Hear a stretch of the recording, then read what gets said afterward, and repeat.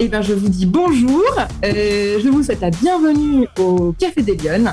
Je suis très heureuse de vous accueillir aujourd'hui en direct du Sénat avec une des plus jeunes sénatrices de France, Alexandra Borchio-Fontimp, qui est avec nous aujourd'hui, qui nous fait le plaisir de nous accueillir dans son bureau autour d'un café. Et voilà, on va à nouveau échanger et discuter de la façon en fait dont les femmes peuvent mieux s'impliquer dans la vie publique, pourquoi, comment, etc.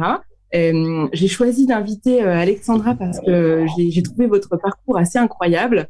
Je vous ai vu, on ne se connaît pas, je vous ai vu en fait en ligne dans une vidéo où vous présentiez votre parcours et j'ai trouvé ça assez incroyable et ravie du coup de voir une femme jeune, pétillante, qui avait plein de choses à dire au Sénat. Donc je voulais un petit peu prendre le temps d'échanger avec vous sur la question de l'engagement des femmes en politique, puisque c'est encore assez rare, et que vous nous expliquiez un petit peu votre parcours, ce qui vous a conduit à devenir sénatrice, parce que vous êtes sénatrice là depuis très récemment, c'est ça? Depuis le mois de septembre, ouais. Voilà. 1er octobre exactement, je suis prise de fonction. Donc vous allez un peu nous expliquer pourquoi et comment vous êtes arrivé à ce poste au Sénat. Et puis vous avez fait plein de choses, vous êtes engagé dans des associations, vous allez nous dire lesquelles et pourquoi. Et puis aussi vous êtes très engagé sur la question d'égalité homme-femme.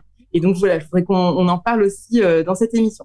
Donc je vous propose de commencer tout de suite. On a une demi-heure comme l'autre fois. N'hésitez pas à poser vos questions dans le chat ou par mail à l'équipe-des-lyonnes@gmail.com. Et puis on répondra à vos questions même après l'émission si besoin. Voilà. On commence tout de suite par votre parcours. J'aimerais que vous nous expliquiez un petit peu. Donc vous êtes sénatrice des Alpes-Maritimes. Vous êtes originaire d'Antibes, c'est ça? Exactement, c'est ça. Voilà. Est-ce que vous nous racontez un petit peu votre parcours? Alors déjà, bonjour à tous et bonjour à l'équipe des Lyonnes. Merci de m'inviter dans cette émission. Je suis ravie d'être à la maison, dans mon bureau, en votre compagnie. Et puis, merci aux participants qui suivent du coup l'émission. Mon parcours, en effet, je suis d'Antibes. C'est la commune dans laquelle je vis, dans laquelle je suis née, j'ai grandi. J'ai toujours voulu en fait être journaliste, donc j'ai fait des études pour devenir journaliste. Et donc, après l'obtention de mon maîtrise en information communication, j'ai décroché mon premier job dans une radio régionale des Alpes-Maritimes qui s'appelle Kiss FM. Et donc, pendant 15 ans, j'ai travaillé dans cette radio jusqu'à il y a quelques mois, juste avant mon arrivée au Sénat. D'accord, vous êtes rompu à l'exercice, là, en quelque sorte. Je retourne un peu à mes premiers amours, mais bon, c'est pas la même chose quand on pose des questions et quand on est interviewé. C'est vrai. Mais bon, c'est vrai que voilà, c'est un métier qui est une passion aussi, d'avoir été journaliste. Et pourquoi vous aviez envie d'être journaliste? C'était quoi le moteur quand vous étiez petite et que vous aviez envie de faire ça? Je crois que c'est le côté réactif, le partage d'informations, d'aller chercher l'information, ce travail d'investigation et de partager l'information qui me plaisait, surtout un travail d'investigation, parce que c'est le cœur même du métier de journaliste. Donc, je l'ai exercé pendant une dizaine d'années à travers des reportages, mais aussi beaucoup d'antennes. Pendant 10 ans, j'ai présenté les informations à la radio de 6h du matin jusqu'à 13h. Ah oui, ok, d'accord. Donc, du coup, j'ai fait, de toute façon, quand on est journaliste, que ce soit en presse écrite, en médias, à la télé ou à la radio, c'est bien de mutualiser les tâches et d'essayer de faire plusieurs activités. Donc, quand on est journaliste et titulaire de la carte de presse, on est rédacteur, reporter, présentateur. Donc, ça permet justement une pluralité de fonctions et dont la présentation à l'antenne des journaux et d'information. Donc ça, c'est très formateur et c'est à cette occasion-là, peut-être que vous avez eu l'occasion d'échanger avec justement la politique locale. Est-ce qu'il y avait une appétence sur ces sujets? Alors, c'était une radio régionale généraliste, comme on dit, donc qui traite de tous les sujets d'actualité. Donc, ce qui était bien, c'est qu'on a un département qui est dense avec beaucoup d'activités. Alors, on ne traite pas que du fait divers ou des sujets sécurité-justice. On fait aussi beaucoup de culture. On a des gros événements culturels dans les Alpes-Maritimes. Donc, ça a permis d'aller sur le terrain et d'étudier pas mal de sujets, dont bien sûr aussi les élus et les politiques. Et c'est à force de les côtoyer qu'un maire, un jour, m'a dit « Mais vous devriez, je vous vois très curieuse des choses, vous posez beaucoup de questions sur la gestion des communes, rejoignez-nous. » Je pense, voilà, on était en 2007. Il fallait une liste paritaire. Il avait besoin aussi de jeunes dans sa commune. Je devais avoir 26 ans. Et donc, du coup, voilà, je l'ai rejoint sur sa liste. Et c'est vrai que du jour où on a été élu et que j'ai assisté à mon premier conseil municipal, je m'y attendais pas parce que je me destinais pas du tout à une carrière politique, même si le journalisme et le politique sont quand même souvent liés. Et du coup, voilà, tout de suite, ça m'a plu. J'ai été un peu comme frappée par cette mission d'intérêt général qui est de gérer sa ville, de servir l'intérêt général, d'être aux côtés des administrés, d'essayer d'améliorer humblement leur qualité de vie. Et donc, c'est comme ça que la carrière a démarré. Et alors, le jour où on vous a proposé comme ça d'être sur une liste municipale, vous vous êtes dit quoi? C'était quoi votre première réaction? D'abord, j'étais honorée de cette proposition parce que je sais combien être sur une liste au municipal, c'est d'abord un gage de confiance de la part de l'élu de vouloir me rejoindre parce que on se connaissait sans se connaître, mais bon, en tout cas, il avait cette confiance, donc c'était déjà rassurant pour moi. Et puis, je me suis dit pourquoi pas, c'est intéressant, c'est une mission. Il faut savoir que d'être élu, ce n'est pas un métier, on peut le faire parallèlement de notre activité professionnelle. Donc voilà, c'était une activité en plus, comme certains s'engagent dans des associations. Et je me suis dit, pourquoi pas. Et puis, un mandat, ça dure 6 ans. Quand je m'engage, je savais que j'allais aller au bout des 6 ans. Jamais j'aurais pu imaginer que je serais allée, d'aller plus loin.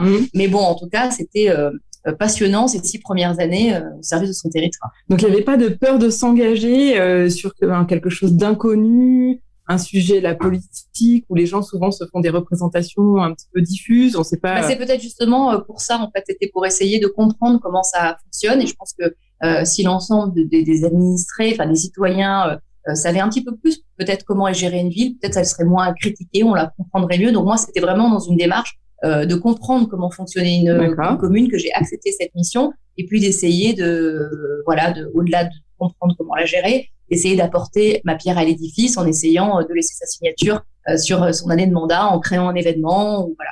Donc c'est toute cette dimension passionnante. Je crois que tous les élus de France qui sont engagés, c'est pas une mission dans laquelle on va gagner de l'argent, c'est pas une mission dans laquelle on va être spécialement reconnu. Les gens imaginent toujours que les élus, ils sont là pour couper un cordon d'un vernissage et boire une coupe de champagne. J'ai mon maire Jean Leonetti qui dit toujours, quand on est un élu, on est à portée de baffe. C'est ça, on passe notre temps en fait à se faire engueuler. Voilà, il y a évidemment des moments merveilleux, la célébration de mariage, d'inaugurer des événements ou des infrastructures dans lesquelles on a participé. Voilà, tout ça c'est très excitant, c'est très gratifiant. Et c'est ce beau côté des choses, cette noble cause en tout cas qui me plaît au quotidien aujourd'hui. Alors là, c'est une belle transition sur la notion d'engagement, puisque là, je crois qu'on peut dire que vous êtes une femme engagée. Je voudrais que je réponde à la question que je voulais vous poser. Pour vous, c'est quoi la notion d'engagement et quelle est la particularité de l'engagement au féminin? Est-ce qu'il y a une particularité de l'engagement au féminin selon vous? Je crois qu'on soit un homme ou une femme engagée, la définition est la même. Je crois pas qu'il y ait une sensibilité par genre. En tout cas, être engagé, c'est d'abord défendre ses convictions. Il faut oser les mettre sur la table et les défendre avec conviction, mais aussi avec raison pour que le discours soit quand même sensé. Et puis être engagé, c'est aussi jusqu'au boutiste, c'est-à-dire qu'il faut poursuivre l'engagement, quel qu'il soit l'engagement dans la vie. Un engagement, c'est se lancer dans un combat, avec force, et puis aller jusqu'au bout, parce que quand on se lance dans un combat, il faut absolument pouvoir parvenir à aller jusqu'au bout de son projet pour pouvoir être épanoui et aller jusqu'au bout. Donc l'engagement pour moi, quand je me suis engagée au sein de la commune pour la première fois, je savais que j'allais au bout des 6 ans, sinon je l'ai refusé. On nous propose tout au long de notre carrière, de notre vie politique, des engagements à droite à gauche, qui soient associatifs ou dans d'autres collectivités. Il faut pouvoir les assumer. Donc un par un, en tout cas, c'est important d'être engagé, de se lancer, parce que ça permet de s'épanouir et de porter ses convictions. On fait tous un peu métro, boulot, dodo, et c'est bien d'avoir des combats dans lesquels on peut s'affirmer, dans lesquels on peut débattre. C'est important de défendre sa parole et de la partager. Alors justement, est-ce que vous trouvez que les femmes, elles défendent assez leur parole? Est-ce qu'elles s'engagent assez dans le débat public? Qu'est-ce que vous en pensez? Est-ce qu'il y a des freins particuliers qui les empêchent de le faire peut-être? Alors, on voit déjà, ce qui est important de rappeler, c'est ces lois sur la parité. Parité n'était pas avant diffuse dans l'ensemble des assemblées, qu'elles soient nationales ou locales. On assiste à une évolution des lois sur la parité depuis quelques années dans les municipalités, au conseil régional, au conseil départemental. Il y a encore des chantiers en cours, notamment au sein des communautés d'agglomération, qui sont des organes très importants de gestion de territoire, qui ne sont pas encore paritaires parce que il n'y a pas encore assez de femmes maires en France. Donc, les lois sur la parité évoluent, pas assez vite à mon goût. Il faut parvenir encore plus à la parité. On y arrive, mais c'est pas encore un réflexe de l'ensemble des partis politiques et de l'ensemble des élus de France.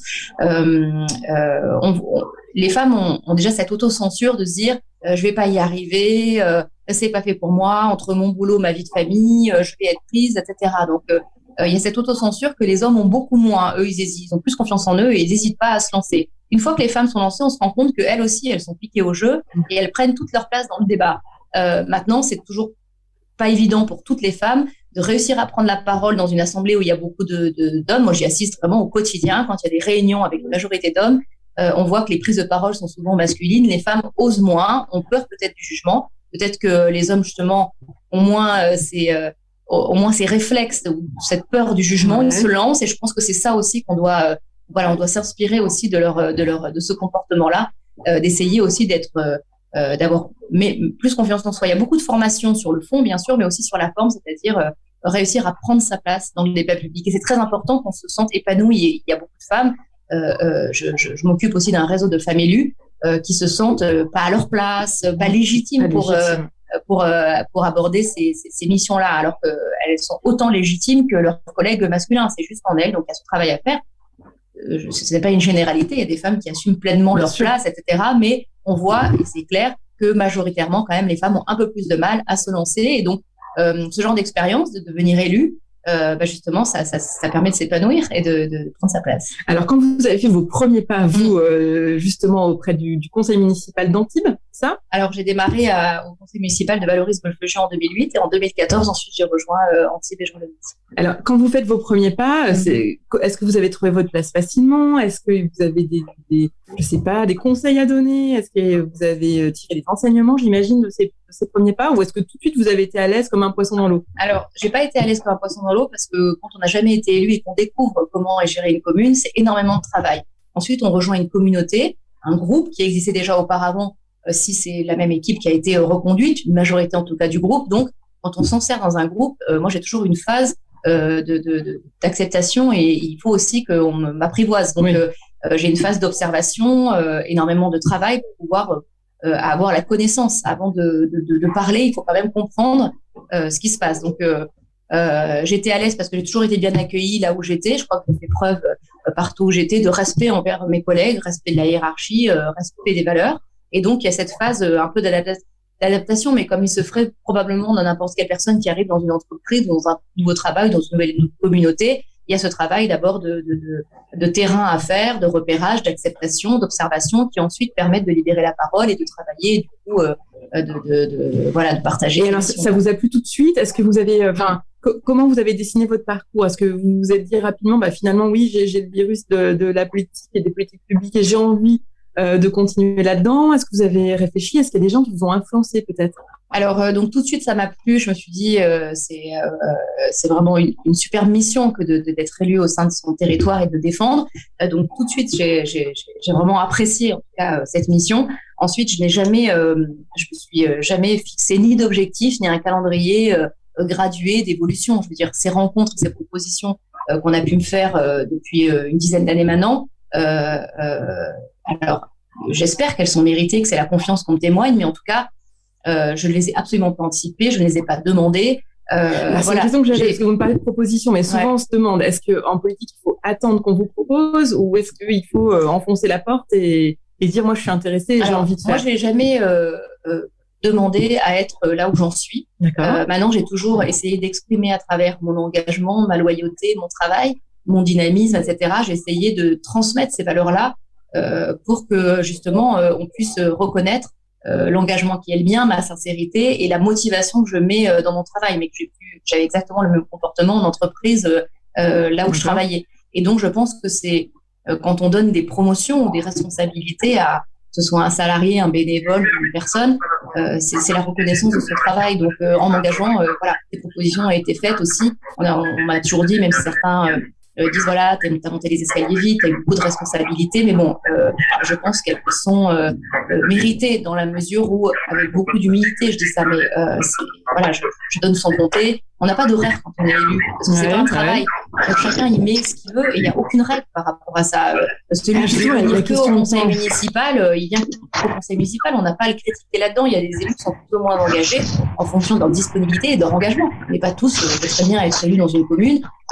Y apporter sans y passer 15 heures par jour. Moi, c'est parce que c'est quelque chose qui m'a plu et que je prends plaisir chaque jour à passer du temps avec les gens, à échanger avec eux, à recevoir son rendez-vous, à voir tout le monde. Ça, c'est chacun y met sa dose d'engagement, c'est très personnel.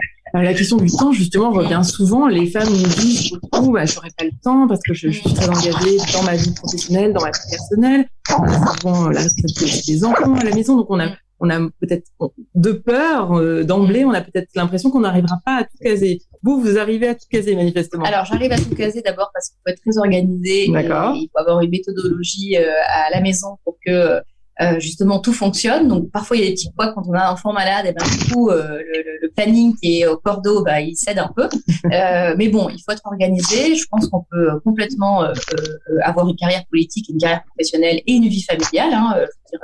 C'est compatible. Et heureusement c'est compatible. Maintenant, il faut reconnaître qu'en fonction du métier qu'on exerce, on pourra pas pleinement s'épanouir dans les deux disponibilités. Donc j'en reviens tout à l'heure où des élus qui ont une activité professionnelle très dense et très chargée. Moi dans mon équipe formation, j'ai un chirurgien ophtalmo qui travaille 60 heures par semaine. Forcément, il va passer toutes ses après-midi au sein de sa commune. Ça ne l'empêche pas d'y mettre autant de conditions et d'engagement dans son combat. Après, c'est sûr que quand on s'engage et qu'on devient élu, forcément, ça prend pas un peu quand même sur le travail. Donc, il faut accepter. Moi, je sais que quand je vais démarrer, je dis je ferai les deux, et puis tous les 2 ans, je réduisais mon temps de travail professionnel. On se rend compte que c'est quand même difficile de faire les deux. C'est pour ça aussi qu'il y a peu de jeunes en politique, parce que c'est le moment où aussi on fonde sa famille. Moi, j'ai fait mes 2 enfants pendant mon mandat. Donc, du coup, c'est vrai que de tout mêler à un moment donné, si on tente faire n'importe quoi, il faut quand même séquencer un peu tous ces emplois du temps et essayer de les organiser. Mais forcément, quand on veut faire plein de choses, ça prend un peu le pas. Je ne suis peut-être pas autant présente qu'une maman ou un papa qui travaille à mi-temps ou qui serait au foyer, bien sûr. Mais bon, c'est aussi une organisation à avoir. Enfin, c'est compatible parce que on aime ça. Je dirais, et je pense que quand on a la volonté dans la vie, on arrive à faire beaucoup de choses. Alors, est-ce que je peux vous demander, c'est quoi une journée type d'Alexandra Borchio-Fontimp, sénatrice? C'est un agenda Alors, une type. journée type, alors on va en faire 2. Il y en a une quand je suis dans mon territoire en ville et une quand je suis au Sénat. Donc, en général, je suis au Sénat, je pars le mardi matin par le premier vol, c'est un cours de 7 heures. Et après, je rentre soit par le dernier vol du mercredi, ou alors je rentre le jeudi. Mais ça, en fait, ça dépend de l'agenda au Sénat. Comme à l'Assemblée nationale, l'agenda change toutes les semaines. Et il y a des textes qui sont étudiés dans lesquels chaque parlementaire s'inscrit pour prendre la parole, c'est-à-dire intervenir sur des textes. Et donc, en fonction de l'agenda, on change. Donc, en tout cas, le mardi et le mercredi, c'est là où sont vraiment les 2 journées. Donc, en fait, du matin 10h jusqu'au mercredi 18h, on vit vraiment tous ensemble. On mange ensemble, on dîne ensemble, on se retrouve à la buvette pour boire un café de réunion. Mais on est vraiment en chaîne de commissions, en immergé dans le Sénat. On est en hémicycle, oui, on vit vraiment tous ensemble en communauté. Et c'est ça qui est sympa aussi, c'est que du coup, même si depuis mon arrivée, je suis arrivée en pleine période de crise sanitaire, donc mes collègues, je ne les connais qu'avec le masque. Je vais les découvrir, j'espère, un jour sans le masque, donc je ne connais que leur regard. Mais on a réussi à former un petit groupe de jeunes arrivés à peu près de quadragénaires.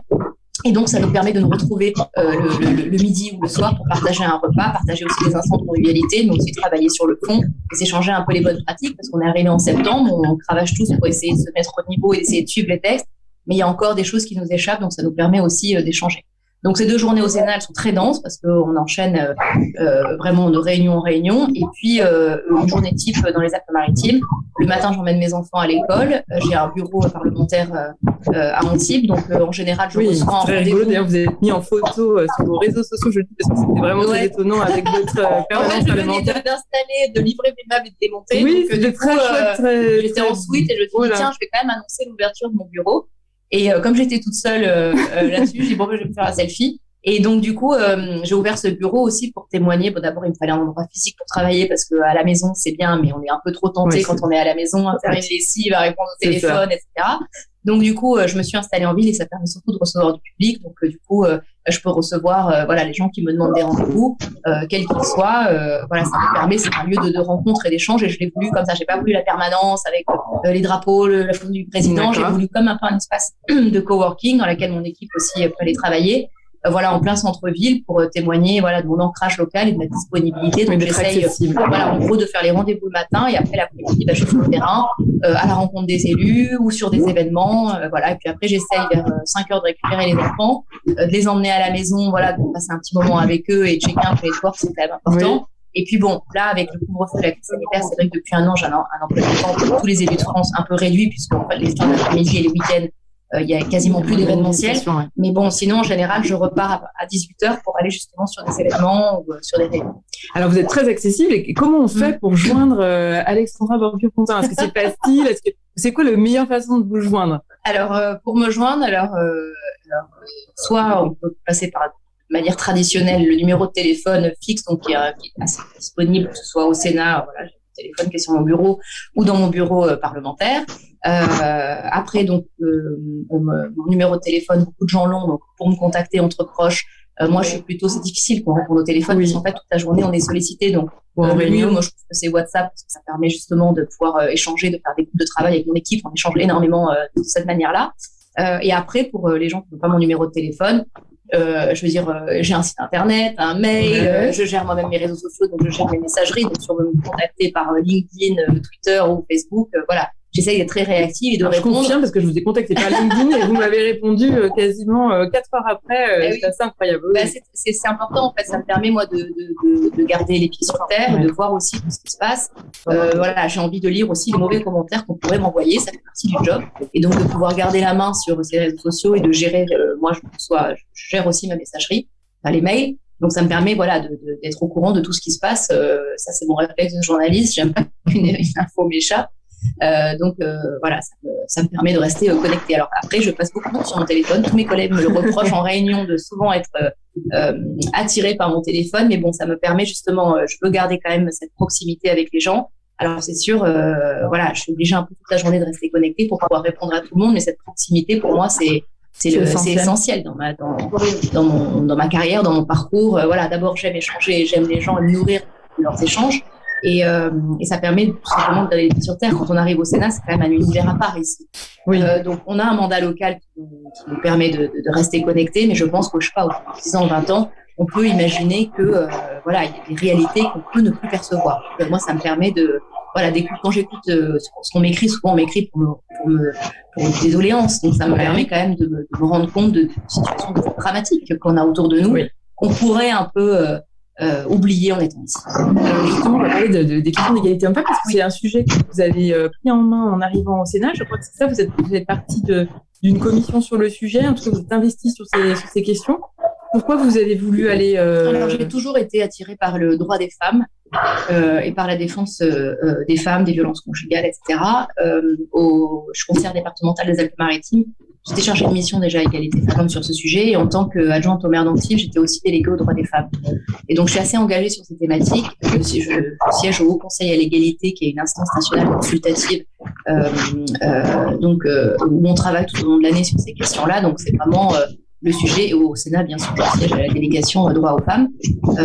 J'ai toujours été intéressée sur ces combats-là. D'un côté, de mieux protéger les violences familiales. Quand je dis familiales, c'est conjugal, mais aussi sur les enfants, et donc apporter plus de droits, plus de couverture, plus de protection, et mieux réprimander aussi les auteurs des violences faites aux femmes, qui à mon sens ne sont pas encore assez, les peines encourues par les auteurs, à mon sens, ne sont pas assez graves. Donc je travaille sur ce volet législatif, et puis après il y a tout le volet égalité femmes-hommes. Donc l'égalité femmes-hommes au sein dans le monde politique, je suis de très près donc l'évolution des lois sur la parité, et je participe dans différents groupes de travail, notamment à l'AMF, à une évolution de ces lois. Il faut continuer à imposer la parité par des quotas. Alors certains disent oh là là, les quotas c'est pas bien, on prend les gens sur leurs compétences, mais bien sûr qu'on prend les gens sur les compétences, on se rend compte que là où il n'y a pas de quotas, il n'y a pas de femmes. Donc à un moment donné, on est obligé de passer par là.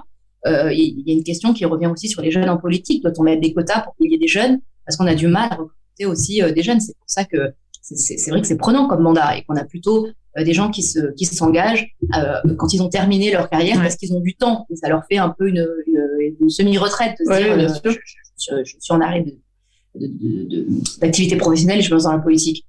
Donc il y a cette idée des quotas et d'égalité femmes-hommes, mais après il y a aussi l'égalité femmes-hommes au sein de l'entreprise. C'est très important de pouvoir aussi, on se rend compte quand on regarde l'entreprise du CAC 40 et que vous regardez le nombre de chefs d'entreprise parmi ces 40 grandes entreprises, c'est très décevant.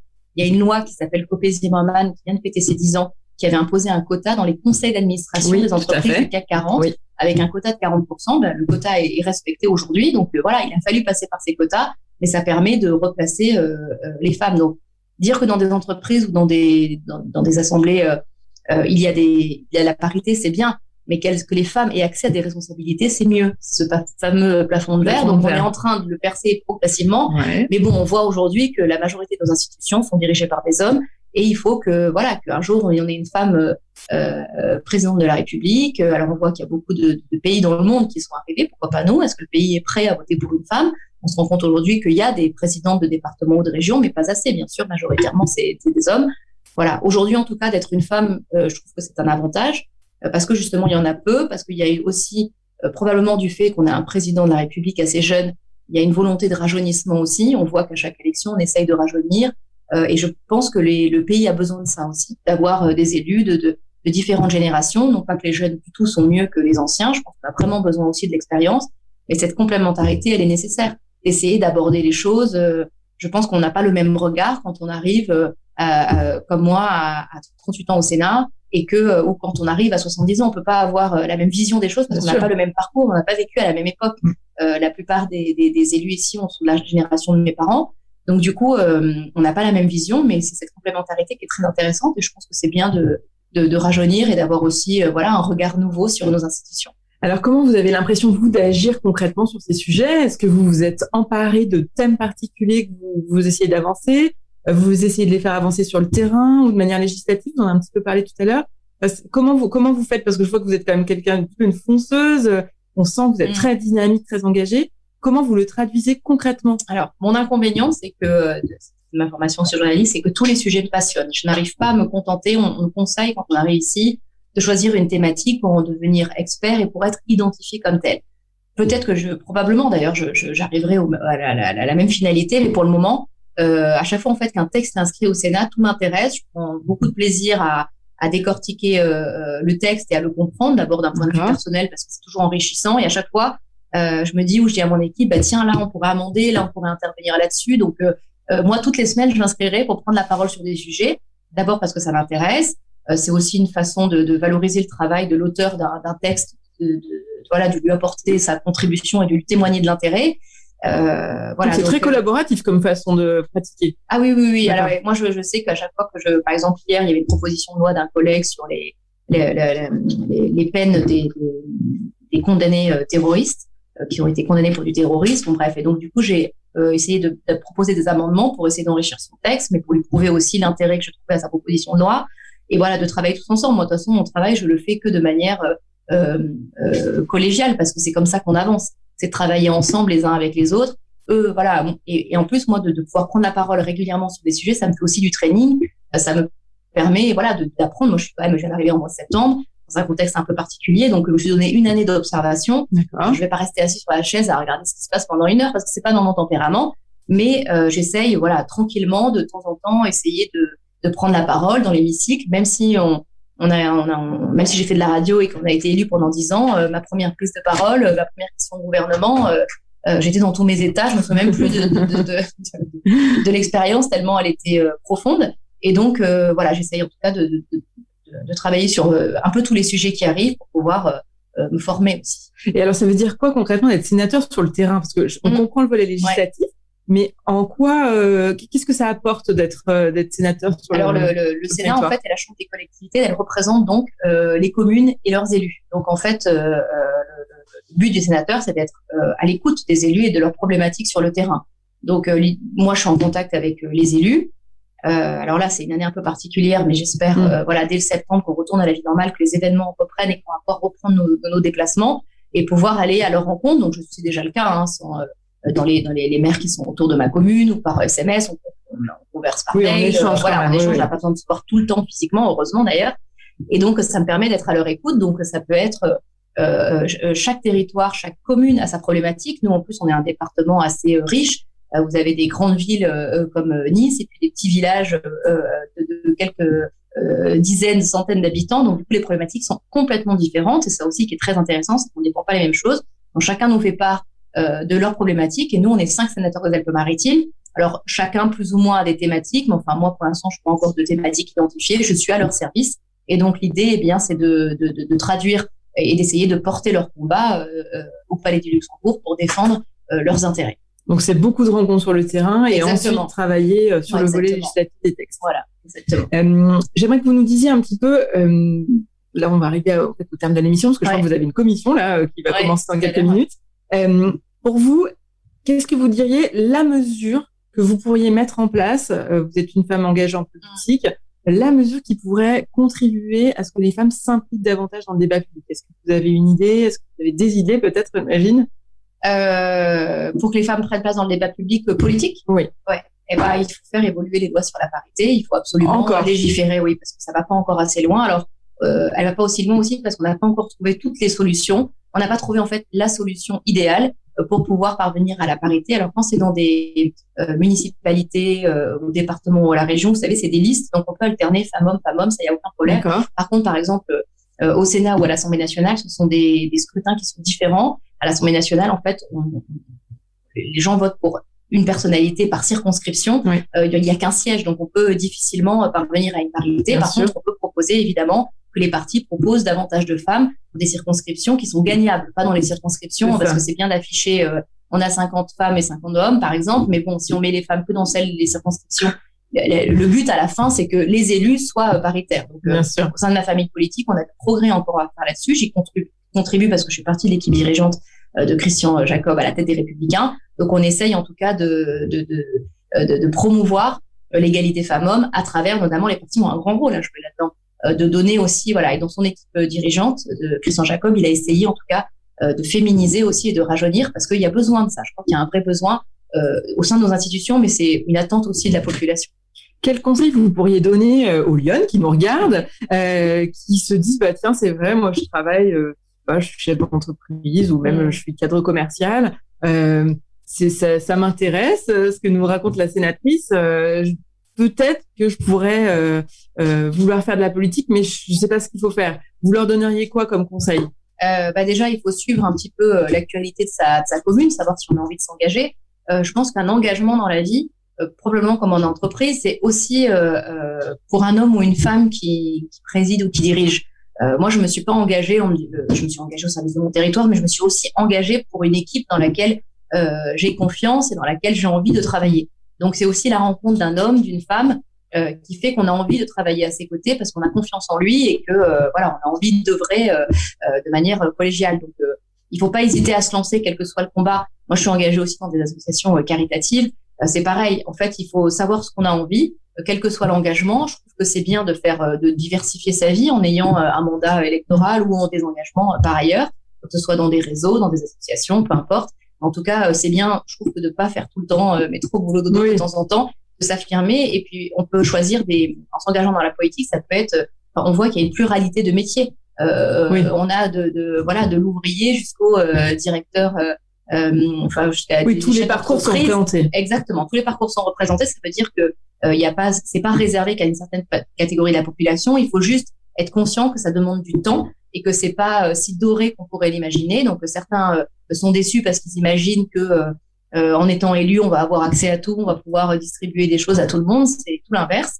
Mais en tout cas, on a besoin d'avoir des élus qui s'engagent. Il y a quand même une crise de l'autorité aujourd'hui. Les élus sont très malmenés. On a vu encore hier une agression d'un élu.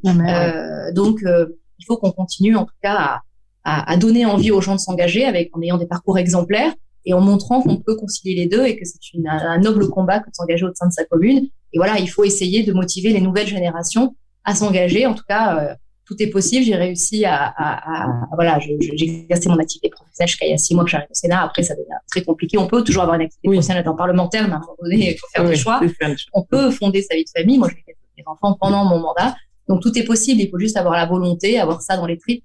Et après, ça roule. Et après, ça roule. C'est combien de bras. Et je crois que vous avez peut-être en dire un mot sur l'association Adrien, parce que vous êtes marraine d'une association. Oui, je suis marraine d'une association pour enfants malades, qui est donc essaye d'améliorer le quotidien des enfants malades et de leurs familles et qui s'en occupe aussi après. Donc, du coup, on a un gros projet dans les Alpes-Maritimes qui va bientôt arriver à son terme. C'est la construction de la maison d'Adrien. C'est unique en France et c'est une maison qui va permettre ça va être un peu comme un centre de loisirs qui permettra d'accueillir les enfants ou la journée ou en séjour et leurs familles aussi, parce que souvent les enfants sont hospitalisés à Nice parce qu'il y a un service cancérologie assez performant. Les gens en fait viennent se déplacer ici, mais la prise en charge des familles n'est pas prise en compte par la sécurité sociale. Donc souvent c'est des situations qui sont très compliquées pour les familles quand un enfant tombe malade. Et donc la maison d'Adrien, c'est un peu une sorte de guichet unique aussi qui va permettre de mieux accompagner, de recevoir les familles qui sont frappées par ce triste épisode d'apprendre que son enfant est malade. Il y a plusieurs initiatives de cette nature en France aujourd'hui pour essayer d'accompagner et donner un peu de répit aussi aux familles. Peut-être que les gens que ça intéresse, ils peuvent regarder sur Internet. Alors il y a un site internet qui s'appelle associationadrien.org et donc vous pouvez contribuer, même si chacun donne 1 euro, c'est déjà formidable. Et nous, c'est grâce à la contribution d'énormément de personnes, essentiellement de la région Provence-Alpes-Côte d'Azur, qu'on a réussi à parvenir à ce projet et au soutien aussi des collectivités de construire cette maison d'Adrien qui devrait voir le jour là d'ici la fin de l'année. Très bien. Écoutez, Alexandra, je vous remercie beaucoup de nous avoir reçus ce matin. C'est très frustrant parce que j'ai encore plein de questions à vous poser. Mais on devra organiser peut-être d'autres choses à la rentrée avec peut-être d'autres Lyonnes qu'on a déjà rencontrées et qu'on va rencontrer dans les prochaines semaines. Puisque l'idée, on en est un petit peu à l'origine de cette initiative. Donc, on va peut-être réfléchir et les gens qui nous écoutent auront peut-être à cœur de nous proposer des actions et des idées pour se revoir. En tous les cas, merci d'avoir pris le temps de nous recevoir ce matin au Sénat. C'était vraiment un plaisir. Et puis, écoutez, on va noter toutes les idées que vous nous avez données ce matin. Et j'espère qu'on va pouvoir contribuer à la suite à faire avancer ensemble l'engagement des femmes dans la vie publique. En tous les cas, avec vous, on sent qu'on est bien représentés. Donc voilà, merci de votre engagement. Merci de cette invitation et de ce moment très convivial. Je trouve que c'est ça aussi, les nouveaux moyens de communication, de faire aussi des interviews un peu décomplexées où les gens apprennent à découvrir leurs élus qui sont des gens comme tout le monde, abordables. Et du coup, merci aux personnes qui nous ont suivis. Merci à l'équipe des Lyonnes et puis j'espère à bientôt. À bientôt. Merci beaucoup, je vous souhaite une bonne journée et puis rendez-vous mercredi prochain à 9h pour le prochain Café des Lyonnes. Merci.